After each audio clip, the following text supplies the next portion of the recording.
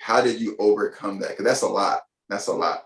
And the response, unfortunately, is complex because, you know, it took I didn't handle it well. Like, and it took me a really long time. And basically what happened is once I gained all of that weight, it created like really severe body image issues for me because I literally like had abs as a kid. You know what I'm saying? So to be, 200 pounds, I didn't even recognize myself anymore. Like didn't recognize my face anymore.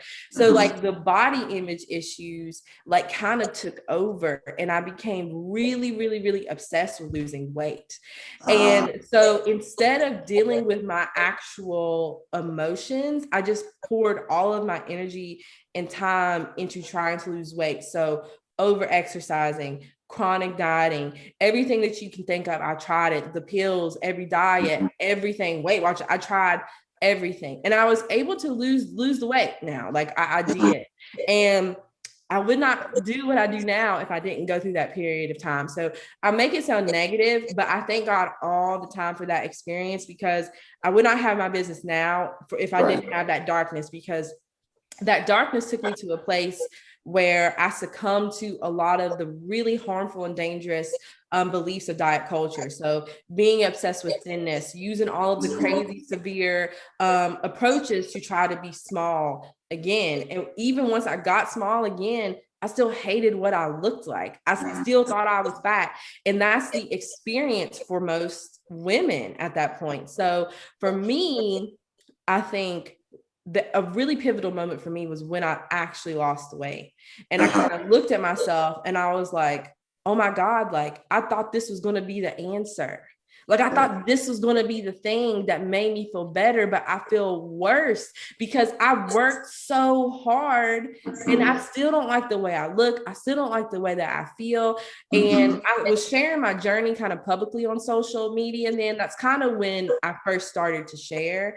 And I was like, putting posturing for everyone, like, look at me, I'm the all-star, but really I'm still like covering up certain parts of my body. Like I'm still covering up my stomach.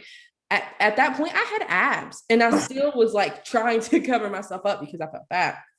But that moment was huge for me because I realized like, oh snap, like we have things under the surface that we have to deal with, but also even though this is all happening in a super unhealthy way, I really like this health and wellness stuff. Like this stuff is like, this is mad interesting to me. Oh, people really enjoy hearing my story. Oh, I'm kind of good at sharing my story. I'm kind of good at sharing what I'm doing. And it was like that moment that I realized like, maybe this is what God wants me to do.